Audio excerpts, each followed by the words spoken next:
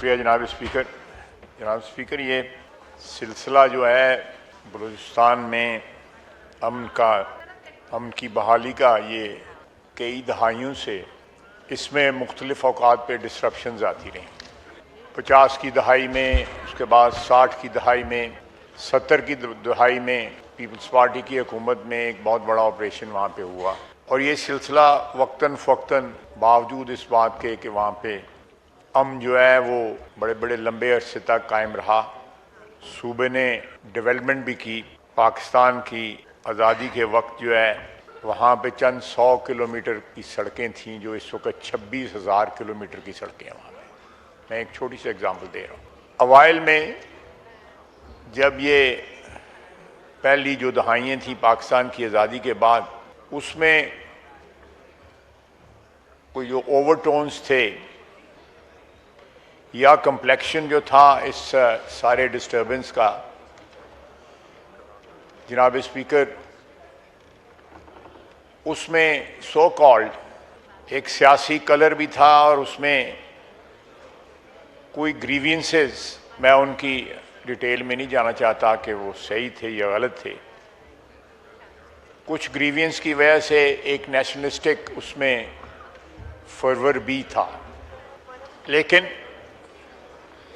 आहिस्ता आहिस्ता जनाब स्पीकर ये सारा कुछ जो है, खुसूसन मैं रीसेंट पास्ट की बात करूंगा कि वहाँ पे वेस्टेड इंटरेस्ट, जिसमें वहाँ पे ट्राइबल लीडरशिप भी शामिल थी और है, और दूसरे अनासर जिनको हिंदुस्तान सपोर्ट करता है एक प्रॉक्सी के तौर पे वहाँ पे मौजूद हैं। इसी तरह अफ़गानिस्तान के सॉइल से भी इस चीज़ को हवा दी गई और आज भी दी जा रही है। इन टेररिस्ट के जितनी लीडरशिप है इस वक्त, वो अफ़गानिस्तान में मुकीम है और वहाँ से उनको सपोर्ट मिलती है। जनाब स्पीकर, इस सारी जो मूवमेंट है, जो भी उसमें सियासी अंसर था, उसको रीसेंट पास्ट में और स्लाइटली डिस्टेंट पास्ट में वहां पे स्मगलिंग ने हाईजैक कर लिया। अरबों रुपए का जो लॉसेस जो हो रहे थे रेवेन्यू के, खरबों रुपए के, billions and trillions of dollar पाक रुपीज वर बीइंग लॉस्ट। तेल में मेनली जो है तेल की स्मगलिंग में।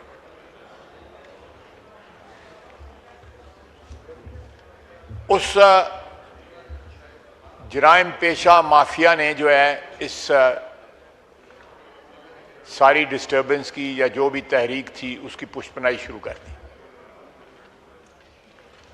और वो एलिमेंट्स जो हैं इस वक्त इनकी लीडरशिप जो है उनके पास है।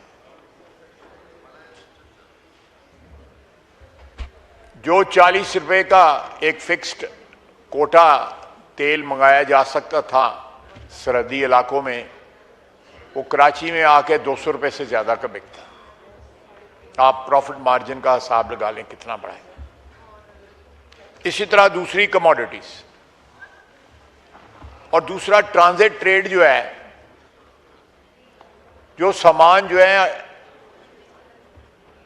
अफगानिस्तान के लिए डेस्टिन्ड होता था या किसी अफगानिस्तान से कहीं और के लिए और जगह जाना होता था, वो सामान जो है वापस आना पाकिस्तान में शुरू हो गया और पाकिस्तान की मार्केट्स में वो सामान जो है बिकने लग पड़ा। हमारी हुकूमत ने इस चीज को सख्ती से रोका। आपको याद होगा कि चमन बॉर्डर के ऊपर एहतजाज जो है बड़ी देर चलता रहा। इसी तरह बलूचिस्तान के दूसरे मकामात पे भी जहां जहां भी ये फैसिलिटी मौजूद थी और उसको एक्सप्लॉइट किया जा रहा था, वहां पे एहतजाज शुरू हो गया। और इस सारी तहरीक ने जो बज़ाहिर जो है उसको इस तहरीक के मेंबरान एक नेशनलिस्ट तहरीक का नाम देते थे। वो तहरीक जो है एक जराइम पेशा लोगों की, स्मगलर्स की, तेल के स्मगलर्स की, दूसरे जो हैं आइटम्स की स्मगलिंग की तहरीक बन गई और वो इसको फंडिंग उन्होंने शुरू कर दी।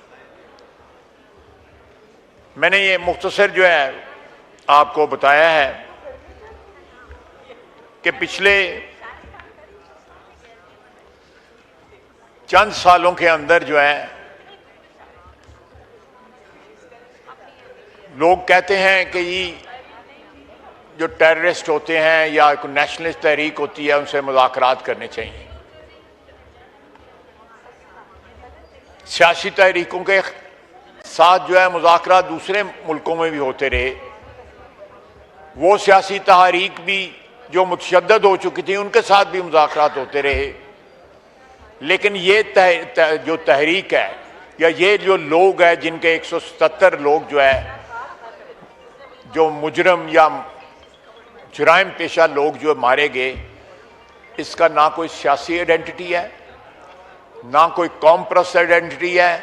ये सिर्फ और सिर्फ, और ये सारी की सारी तमाम तर जो इनकी जाली जो कवर्स थे कौम परस्त होने का या सियासी होने का या हकूक की जंग होने का, वो सारे का सारा जो है ख़त्म हो गया और एक जराइम पेशा लोगों की तहरीक जो है उसने जन्म ले लिया या उसमें ये सारी कन्वर्ट होगी। ये बेसिकली लॉस ऑफ बिजनेस है। ये कारोबारी नुकसानात को रिकवर करने के लिए वहां पे तहरीक चलाई जा रही है। मैं एक एग्जांपल दे रहा हूं कि ये जो नेटवर्क ऑफ करप्शन जो है, ईरान से इजाजतनामे के ऊपर जो है 60 रुपए लीटर का तेल, 40 रुपए लीटर का तेल जो है वो 200 रुपए लीटर का जो है कराची में बेच रहे हैं।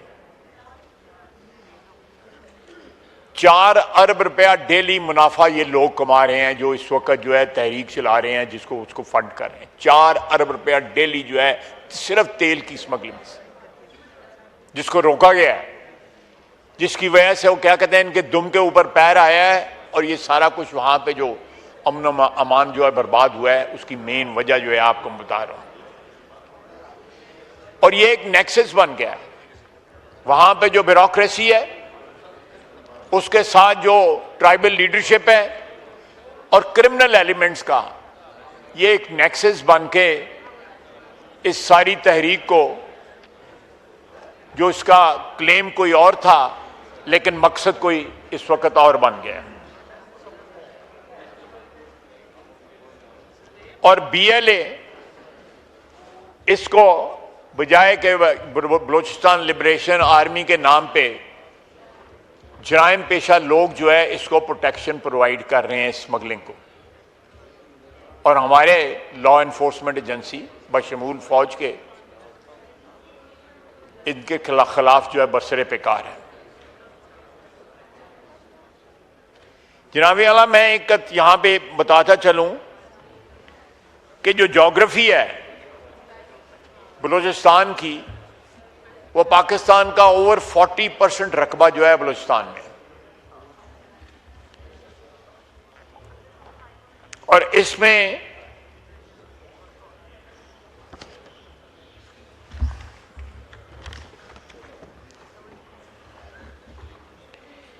पैंतीस किलोमीटर पे एक शख्स रहता है। इसको कंट्रोल करना किसी आबादी वाले शहर या आबादी वाले खित्ते से कहीं ज्यादा जो है मुश्किल है, और वहां पे मैसिव किस्म की फोर्सेस की डिप्लॉयमेंट की जरूरत है। हमारी फोर्सेस वहां पे डिप्लॉयड हैं, इनके खिलाफ बरसरे पेकार हैं, लेकिन इतने बड़े इलाके को गार्ड करना, पेट्रोल करना एक बड़े फिजिकली जो है वो हैंडीकैप्ड है। वहां पे मुख्तलिफ हुकूमतों के दौरान जो डेवलपमेंट हुई, वहां पे जो सरकारी वसाइल से हमारे यहाँ पे बलूचिस्तान के मेंबरान जो है मेरी इस बात को जो है इंडोर्स करेंगे कि जितना सरकारी वसाइल और खुसूसन वहाँ पे पॉलिटिकल लीडरशिप ने वहाँ पे जो डेवलपमेंट फंड्स दिए जाते थे उनको एक्सप्लॉइट किया है ब्यूरोक्रेसी के साथ मिलके, शायद ही किसी और सूबे में इतनी मिसाल मिलती हो। तमाम सूबों में ये कुछ हो रहा है, लेकिन बलूचिस्तान में जो कुछ हुआ कि इस वक्त भी मुझे फिगर्स जो हैं इस वक्त मेरे पास अवेलेबल नहीं है,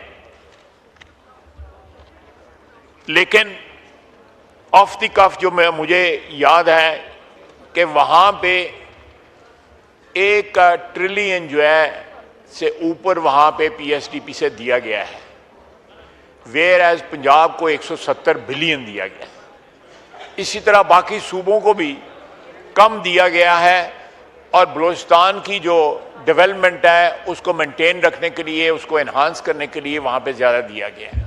जो इस वक्त पिछले 2 दिन के अंदर, परसों और उसके बाद तरसों जो है, मैं आपको एग्जैक्ट फिगर्स जो है आप बताता हूँ। जिस तरह आपने फरमाया कि टेररिस्ट 177 जो है मारे गए, हमारे जो शहीद हुए हैं 17, जिसमें 10 पुलिस वाले हैं, 6 एफसी के हैं और 1 लेवीज का है। सिविलियन शहीद जो है मेनली ग्वादर में हुए हैं वो 33 हैं। बलूचिस्तान की पसमानदगी का एक नैरेटिव जो है, ये क्रिमिनल्स जो हैं वो उस नैरेटिव को हाईलाइट करते हैं, जो हो सकता है आज से चंद दहाइयाँ पहले उसमें कोई सच्चाई हो, लेकिन ओवर द डेकेड्स तमाम हुकूमतों ने वहाँ पे बेशुमार इन्वेस्टमेंट की है। मैं पहले वहाँ पे डेमोग्राफिक एक एनालिसिस आपको देता हूँ। बलूचिस्तान जो है वो पाकिस्तान का 43.6% रकबा है। वहाँ में डेमोग्राफी जो है, जो मिक्स है, 40% बलूच है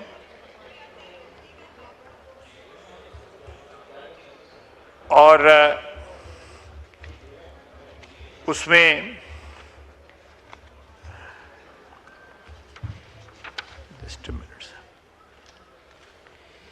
और बाकी जो है जिसमें 34% पश्तून है और 4% जो है मुख्तलिफ दूसरे हैं और मेरा ख्याल है 12 या 13% जो है वो बरावी हैं। ज़्यादा बलोच जो हैं, जो इतने बलूचिस्तान में बलोच हैं, उनसे ज़्यादा बलोच जो हैं वो सर्दर्न पंजाब और नॉर्दर्न सिंध में रहते हैं। आप इससे अंदाज़ा लगा सकते हैं कि कितना हॉलो एक नैरेटिव बनाया गया हुआ है कि उसमें पहले जो थे,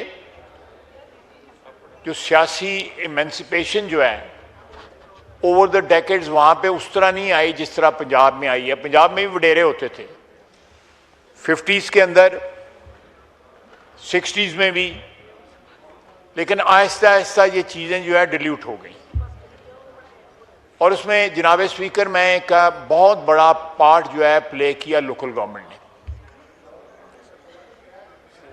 ग्रास रूट लेवल पे लीडरशिप प्रोवाइड की गई, जिसने आहिस्ता आहिस्ता सरदारों का या जगीरदारों वडेरों का पंजाब में या सिंध में, इन जगह पे पश्तून हमेशा से एक कॉस्मोपॉलिटन एक ऐसी सोसाइटी रही है जहाँ पे इस किस्म का स्ट्रक्चर नहीं था, लेकिन पंजाब में भी था, बलूचिस्तान में भी था, सिंध में था। वो डिल्यूट हुआ है, लेकिन यहाँ पे रेजिस्ट किया गया है उस डिल्यूशन को। अगर लोकल गवर्नमेंट सिस्टम वहाँ पे जब भी आया है, उसने एक ग्रास रूट लेवल के ऊपर डेवलपमेंट वहाँ पे जो है वो प्रोवाइड की है। मैं आपको एक चार्ट देता हूँ। मैं ये सारी चीज़ें इसलिए बयान कर रहा हूँ ताकि ये नैरेटिव जो बनाया गया है, सर पार्टीशन के वक़्त 1947 जब पाकिस्तान आज़ाद हुआ है, स्कूल जो थे वो 114 थे, आज 15,096 स्कूल है वहाँ पे। यूनिवर्सिटीज नील थी, आज 12 यूनिवर्सिटी हैं वहां पे। मेडिकल कॉलेजेस नील थे, आज 5 मेडिकल कॉलेज हैं बलूचिस्तान में। कॉलेजेस जो थे, नॉर्मल कॉलेजेस जो थे वो नील थे, आज 145 हैं। कैडेट कॉलेज जो है 13 हैं, पंजाब में 5 हैं सिर्फ। टेक्निकल इंस्टीट्यूट्स नील थे, आज 321 हैं। हेल्थ में जो है वो डेवलपमेंट देखें, मेजर हॉस्पिटल्स 3 थे पार्टीशन के वक्त, आज़ादी के वक्त, आज 13 हैं। टीचिंग हॉस्पिटल जो हैं नील थे, आज 18 हैं। DHQs जो है नील थे, आज 33 हैं। BHU नील थे, आज 756 हैं। डिस्पेंसरीज 6 थी, आज 541 हैं। कार्डियक सेंटर जो है नील थे, आज 4 हैं। टीबी सेंटर्स नील थे, आज 8 हैं। डायलिसिस सेंटर्स नील थे, आज 24 हैं। हो सकता है कि इनका फंक्शन जो है वो उतना एफिशिएंट ना हो करप्शन की वजह से। करप्शन एक ऐसा दीमक है जो हमारे एक नेशनल जो स्ट्रक्चर को खा रहा है, इसमें कोई शक नहीं है। तमाम सूबों में करप्शन है, हर लेवल पे, वफाक में भी करप्शन है। लेकिन यहां पे बलूचिस्तान में जो है, हमारे वहां पे सियासी क़यादत ने, मैं कोई मेरी बात का गलत मतलब ना रहे, सियासी क़यादत सब जगह ही तकरीबन जो है एक ही रंग में रंगी हुई है। किसी जगह पे ज्यादा रंग चढ़ा हुआ है, किसी पे जगह पे कम रंग चढ़ा हुआ है।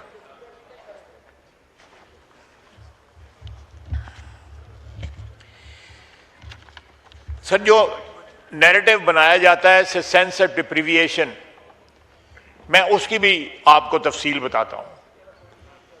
NFC का शेयर जो है बलूचिस्तान का 933 बिलियन है, विच इज 90% शेयर कंट्रीब्यूशन जो है वो फेडरल गवर्नमेंट की है। पर कैपिटा बजट जो है 69,300 है पर individual, which is the highest in Pakistan. PSDP share जो है 25-26 का वो 11.5% है, कंपेयर टू 3% ऑफ पंजाब। इसी तरह जनाबे स्पीकर 124 बिलियन रेवेन्यू कलेक्शन है सारे बलूचिस्तान में। वो कहां जाती है, ये भी, इसके ऊपर भी एक सवालिया निशान है, कहां जाती है। लोएस्ट है पाकिस्तान में। ये मैं इसलिए बता रहा हूं कि ये जो महरूमी का एक बयानिया बनाया गया है उस सूबे के अंदर, वो स्वाय स्मगलरों के, स्वाय उन लोगों के जो क्रिमिनल एक्टिविटीज में वहां पे तेल की स्मगलिंग में, या जो ट्रांजिट ट्रेड है कि यहां से जाता है सामान सारा वापस आ जाता है, हमारी मार्केटों में आ जाता है। वहां पे इरानियन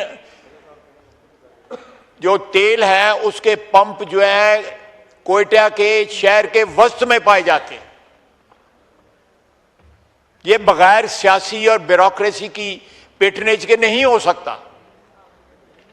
सरदारी निजाम जो है या वडेरा निजाम जो है या जगीरदारा निजाम जो है सब जगह खत्म हो चुका है, बलूचिस्तान में परपेचुएट हुआ है।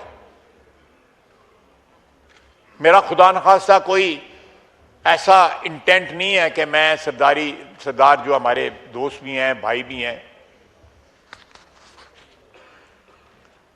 लेकिन उस निज़ाम ने उस सूबे के अंदर जितनी भी इन्वेस्टमेंट हुई है उस सूबे की अपनी कमाई से, फेडरेशन की तरफ से जो भी वसाइल प्रोवाइड किए गए हैं उन सब को लूटा गया है।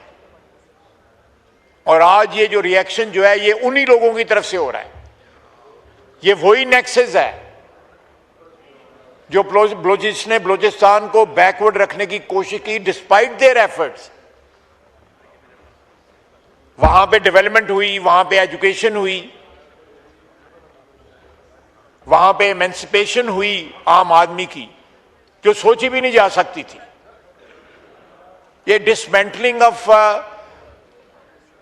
सरदारी सिस्टम या फ्यूडल सिस्टम और जिसमें स्मगलर मिले हुए हैं, जिसमें anti Pakistan element backed by India vote में मिला हुआ है। ये लोग नहीं चाहते। देखिए, मैं तुर्बत एक शहर है जिसकी मेरा 3 लाख आबादी है कि 2.5 लाख आबादी है। वहां पे एयरपोर्ट है, कैडेट कॉलेज है, इंटरनेशनल एयरपोर्ट है। जरूरत है उनकी, बिल्कुल उनको प्रोवाइड किया गया। मैं नहीं कहता कि उनको ज्यादा चीज दे दी गई है। वहां से बहुत से लोग जो है गल्फ में रहते हैं, उनको प्रोवाइड किया गया है। जितने इस वक्त एयरपोर्ट्स जो हैं बलूचिस्तान के अंदर हैं, किसी और सूबे में नहीं है। मेरे जो बलूचिस्तान के भाई बैठे हैं, दे बेयर मी आउट। छोटी छोटी जगह पे वहां पे एयरपोर्ट्स हैं, जिनको इस वक्त हम जो है अगर कोई नहीं ऑपरेशनल, उसको ऑपरेशनल कर रहे हैं ताकि एक कांटेक्ट जो है उनका बाकी पाकिस्तान के साथ और गल्फ में जहां पे बहुत से बलोची रहते हैं उनके साथ उनका कांटेक्ट जो है वो एस्टेब्लिश्ड रहे, कांटेक्ट जो है वो टूटे ना। जनाब वाला, एक मिसिंग पर्सन का भी नैरेटिव बना। मैंने सुप्रीम कोर्ट में जाके जस्टिस इफ्तिखार चौधरी और जवाद पाल जो है बेंच के हिस्से में थे, उसका हिस्सा थे। मैंने वहां पे उस ये बात है 2013 की, मैंने वहां पे स्टेटमेंट वहां पे सबमिट की। ये भी नैरेटिव गलत है। अभी जो लोग दहशतगर्द जो मारे जा रहे हैं वो सारे मिसिंग पर्सन लिस्ट में उनका नाम है। मिसिंग पर्सन जो है वो मस्कत में बैठे हुए हैं, वो ओमान में बैठे हुए हैं, दुबई में बैठे हुए हैं और यहां उनकी फैमिलीज जो है पैसे ले रही हैं, अलाउंस ले रही हैं, स्टेट से अलाउंस ले रही हैं।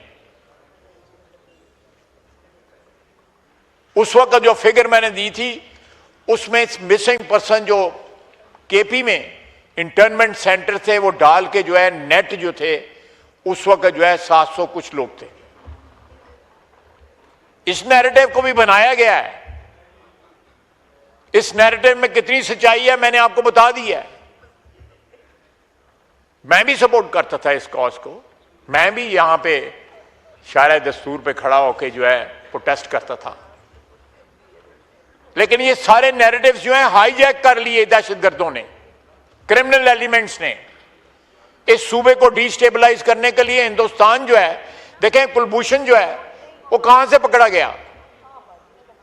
कोई लाहौर से नहीं पकड़ा गया, कराची से नहीं पकड़ा गया, वो बलूचिस्तान से पकड़ा गया। इतना बड़ा इलाका है कि उसको मैनेज ही करना जो है ना, इट्स ए जाइगेंटिक टास्क। आप उसको इस तरह मैनेज नहीं कर सकते। हमें दहशतगर्दी का सामना जो है केपी में भी है, पख्तूनख्वा में भी दहशतगर्दी का सामना है। हमारी वहां पे फोर्सेस जो हैं, सिक्योरिटी फोर्सेस जो हैं, उनकी तादाद कहीं ज्यादा है बलूचिस्तान से। उसकी ज्योग्राफी जो है वो कवर उस तरह नहीं हो सकती जिस तरह पंजाब या सिंध या पख्तूनख्वा की हो सकती है। उससे ये एडवांटेज लेते हैं। मैंने आपको बताया है कि 40 के 35 स्क्वायर किलोमीटर के ऊपर एक बलूचिस्तान का शहरी, बलोच नहीं उसमें और भी शहरी, जिस तरह मैंने आपको परसेंटेज बता दिया। अब जनाबे स्पीकर, ये इनके पास जो असला है मैं आपको उसका भी बताता हूं। 20 लाख रुपए की तो सिर्फ राइफल है, हमारे पास नहीं है वो राइफल। उसके ऊपर जो लेजर जो हीट, बॉडी की हीट से डिटेक्ट होकर फायर होता है, वो $4,000-5,000 का वो है। टोटल जो गियर है इनके पास जो है इट्स क्लोज टू $20,000। वो कहां से आ रहा है? कौन उसकी अदायगी कर रहा है? कोई बताए इस बात को, कौन उसकी अदायगी कर रहा है? कौन इन्वेस्टमेंट कर रहा है असले के अंदर? अमेरिकन असला है वो। इस भाव पे मेरे दोस्त जो who are exposed to or who have knowledge of this trade, वो इस चीज को एंडोर्स करेंगे। तीन आइटम हैं जो है, एक नाइट विजन गॉगल, उनकी राइफल, और एक और आइटम है, मेरे पास तो असले का लाइसेंस भी नहीं है, इसलिए मुझे मेरा जो है वो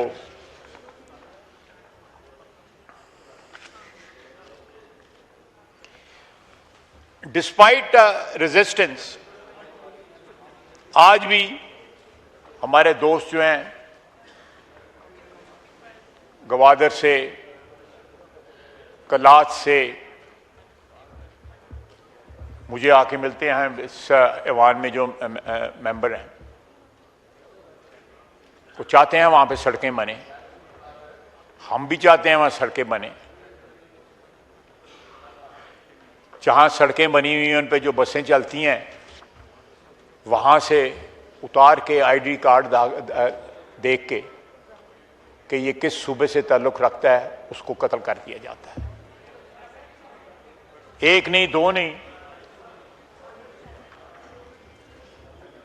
हजारों जो है मुसाफिर जो है जो ज़ियारतों के लिए ईरान जा रहे होते हैं, कहीं और जा रहे होते हैं, उनको आईडी कार्ड दे के कि ये पंजाबी हैं, उनको मारा गया।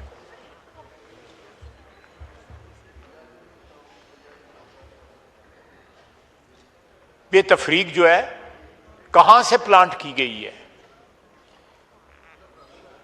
मजदूर लोग हैं, मजदूरों को मारा गया है।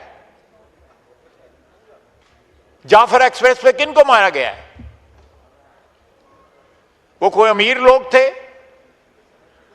या वो ताकतवर लोग थे या उन लोगों के पास कोई इन्फ्लुएंस था कि इस मुल्क की जो है वो डेस्टिनी चेंज कर सकते? वो ये क्या नैरेटिव था कि आप बेगुनाह अफराद को उनकी शनाख्त देख के उनको जो है आप कत्ल कर देते हैं? वो रोजी कमाने वहां पे जाते हैं। किसी भी सूबे में इस तरह नहीं होता। ये सिर्फ और सिर्फ जनाब स्पीकर एक क्रिमिनल जो गैंग है, ये सारा जो ट्रेड है, स्मगलिंग है, ये सारी की सारी इलीगल ट्रेड जो है, उसका जो मिलिट्री विंग है जो उनको प्रोटेक्शन प्रोवाइड करता है वो BLA है, जो अपने आप को लिबरेशन आर्मी कहता है। वो चोरों की आर्मी है, वो बैंडेट्स हैं।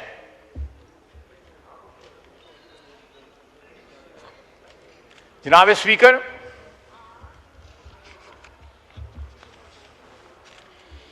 ये एक्टिवेट की गई है क्रिमिनल आइडियोलॉजी को जो है गार्ड करने के लिए।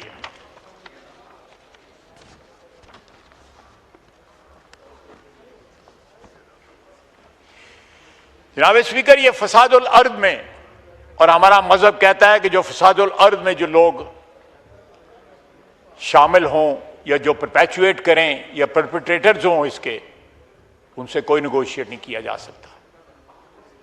हमारी पाकिस्तान की स्टेट की रियासत की ये बयानिया है या बॉटम लाइन है कि nobody in Pakistan will be allowed to rationalise violence. ये आप तशद्दुद को जब रैशनलाइज करने की कोशिश करते हैं, उसको लिबास पहनाते हैं कि ये कोई फ्रीडम मूवमेंट है या ये हकूक की जंग है। It's not acceptable.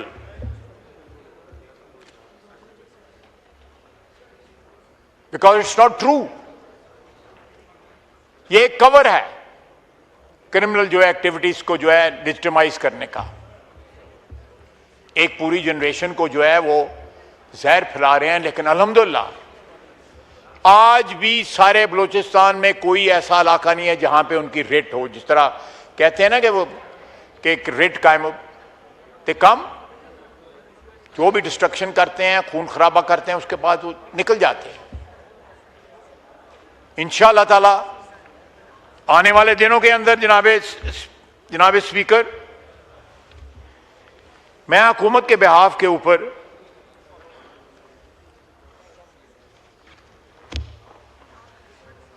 ये यकीन दिलाना चाहता हूं कि इन लोगों से कोई नेगोशिएशंस नहीं होंगी। जिस तरह ब्रूटल फोर्स ये लोग इस्तेमाल कर रहे हैं कि ख्वातीन को, बच्चों को, सिविलियंस को भी स्पेयर नहीं करते। उसी तरह जो है उसका जवाब जो है पूरी पूरी रियासत की जो है ताकत के साथ दिया जाएगा। जनाब स्पीकर, मेरी दरख्वास्त है कि इस हाउस की तरफ से एक ऐसा मैसेज जाना चाहिए जो हमारे जवान, हमारे फौजी, हमारे एफसी के लोग, पैरामिलिट्री के लोग, हमारी पुलिस जो है जहां जहां खलफशार है वो लड़ रहे हैं, अपनी जानें कुर्बान कर रहे हैं। हम अपने इख्तिलाफात भुला के तमाम सियासतदान, ये पार्लियामेंट जो है उनके पीछे खड़ी हो। ये ना हो कि हम जनाजा पढ़ने जाएं, जनाजे उठाएं जाके, और कोई पॉलिटिकल एलिमेंट जो है या कोई अपने सियासी मफादात के तहफ़्फ़ुज़ के लिए जनाजा पढ़ने भी ना जाए, पुरसे के लिए ना जाए उनके घर। ये एटीट्यूड जो है ये एंटी नेशनल एटीट्यूड है, एंटी स्टेट एटीट्यूड है। मेरी अपील है कि इस एक इशू के ऊपर कौम को मुत्तहिद होना चाहिए कि हम किसी क्रिमिनल गैंग को जो है कोई ऐसा नैरेटिव बनाने की इजाजत नहीं देंगे कि वो अपनी मुजरमाना सरगर्मियों को कोई लबादा ऐसा पहना सके कि उसको सैंक्टिफाई कर सके। कतई तौर पे नहीं देंगे।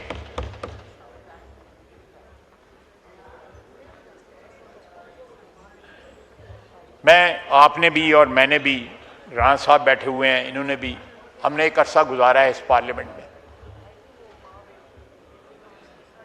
मेरी दरख्वास्त है, विद ऑल ड्यू रिस्पेक्ट,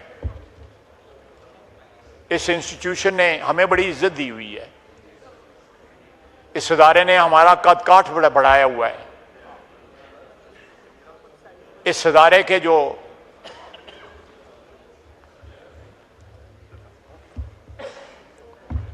भी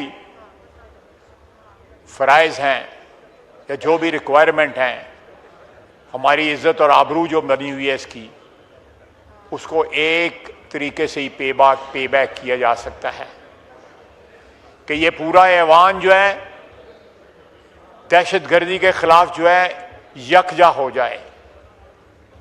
हम इख्तिलाफात रखें, अपनी लड़ाइयां रखें, लेकिन ये 1 पॉइंट एजेंडा जो है इसके ऊपर पूरी कौम को मुत्तहिद होना पड़ेगा। अपने सियासी इख्तिलाफात जो है उनको बिल्कुल होल्ड में रखें, उनके लिए एजिटेट भी करें, लेकिन ये जिम्मेदारी जो है वो सिर्फ हमारी फोर्सेस की नहीं है, ये पूरी कौम की जिम्मेदारी है। ठीक है, उनकी ये प्राइमरी प्रोफेशनल जिम्मेदारी है, कौम के साथ उनकी कमिटमेंट है, वतन के साथ उनकी कमिटमेंट है, और वो जिम्मेदारी पूरी कर रहे हैं, वो जाने कुर्बान कर रहे हैं।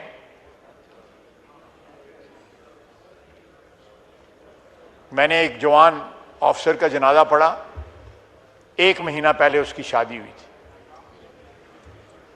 वज़ीर आज़म साहब भी वहाँ थे, मिलिट्री की, हमारी आर्मी की लीडरशिप भी वहाँ पे थी। उसकी वालदा ने कहा कि 1 महीना पहले इसकी शादी हुई है, 4 दिन के बाद इसने अपनी ड्यूटी पे जाना था, तो इसने मुझे कहा कि माँ दुआ करना कि मैं शहीद हो जाऊँ। तो माँ ने कहा कि माएँ कभी ये दुआएं नहीं करती कि बेटे की जान चली जाए, और वो शहीद हो गया। ये ऐवान जो है इन लोगों के खिलाफ, चाहे वो बलूचिस्तान में है, पंजाब में है, सिंध में है, पख्तूनख्वा में है, इस ऐवान को अपना हिस्सा डालना पड़ेगा। जनाब स्पीकर, हमारे यहाँ पे पैटी स्क्वॉबलिंग जो है उसमें हम इतना बिजी हैं कि एक लार्जर कॉज है, एक लार्जर जो है हमारी प्रॉब्लम है, which is overwhelming the country,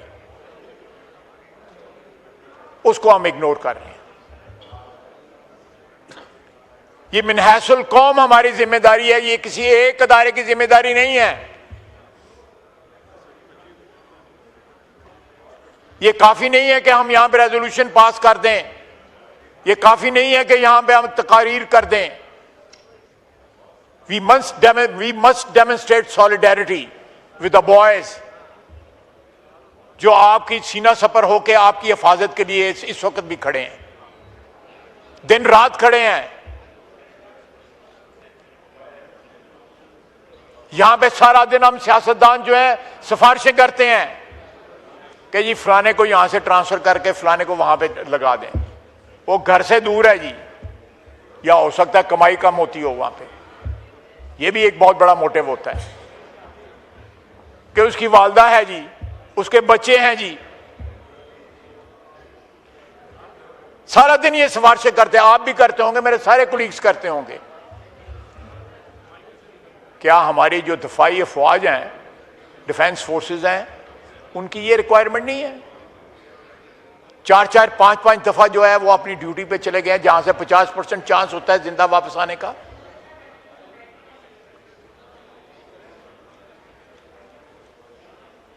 how can rest of the nation live in A bubble जिसमें करप्शन भी है, जिसमें हर किस्म की आसाइशें हैं। ये जो हम जो बजट पास करते हैं, ये बजट कितना खर्च होता है पाकिस्तान की आवाम के ऊपर? PWD जो है वजीर आजम ने क्यों बैन की? आप अपने हलकों में देखें, आपको जो एलोकेशन होती है, बजट एलोकेशन होती है, कितने परसेंटेज खर्च होता है? जब नेशनल लीडरशिप जो है वो इतनी बेखबर हो कि करप्शन क्या हो रही है, दहशतगर्दी कितनी हो रही है, ये गपशप लग रही है जनाब। जरा प्लीज काइंडली आप लोग अंदर जाके बात कर लीजिए, अंदर जाके गुफ्तगू कर लें। एक बड़ा एक सीरियस इशू डिस्कस हो रहा है। ये भी एक रिफ्लेक्शन है कि हाउ सीरियस वी आर। जी जी, ये भी एक रिफ्लेक्शन है कि पहले वहां पे ख्वातीन गप्पे मार रही थी, अब यहां पे 3 टोले खड़े हैं। It is a reflection on this house. जी, ये हमारे किरदार के ऊपर जो है एक रिफ्लेक्शन है।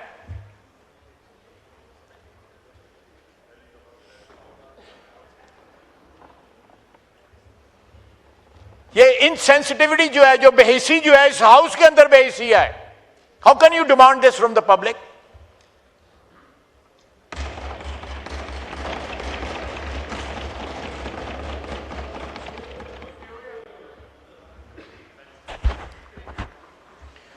जॉन एफ कैनेडी ने कहा था, ask not what can your country can give you, say what you can give to your country.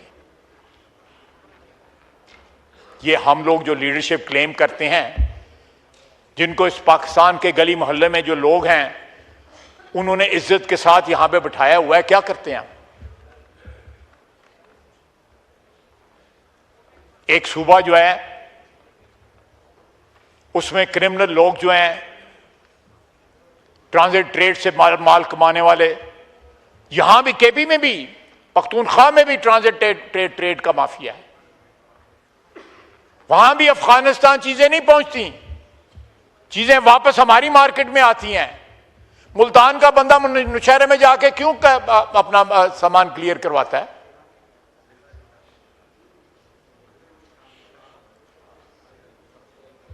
आप इन्वेस्टिगेट करें कि if the goods are destined for Multan or Sialkot or somewhere else, why these goods are being cleared in some convenient dry port? और ये लोग जब फिर criminal जो mafia है वो इतना ताकतवर हो जाता है तो वो BLA को हायर कर लेता है अपनी हिफाजत के लिए कि मैं तेल भी स्मगल करूंगा, 40-50 लीटर का जो तेल जो है मुझे पड़ेगा वो मैं कराची 200 रुपए का लीटर बेचूंगा। कोई है उनको रोक सके? मुझे खुद पता है कि वहां पे कोयटा के सेंटर में एक पेट्रोल पंप था जहां पे बिकते ईरानी तेल था, बहुत बड़ा नाम था जिनका वो पेट्रोल पंप था। पता होगा मेरे भाई को, महमूद खान को पता है ना, देख लें जी। नहीं, बिजली जो है वो किसी अरेंजमेंट के तहत आती है वो। जी जी, काइंडली एड्रेस दीजिए। लेकिन ये मैं जनाब स्पीकर, मेरे कहने का मतलब है कि this is a wake up call. 177 जो है टेररिस्ट जो है वो हलाक हुए हैं लेकिन ये भी तो सोचना चाहिए कि ये आज से नहीं, सालों से हो रहा है कि वहां से बसों पे उतार के आईडी कार्ड देख के लोगों का कत्लेआम किया जाता है। वो ज़ायरीन होते हैं, वो गरीब गुरबा होते हैं, बसों के ऊपर जो है कोई अमीर आदमी सफर नहीं करता।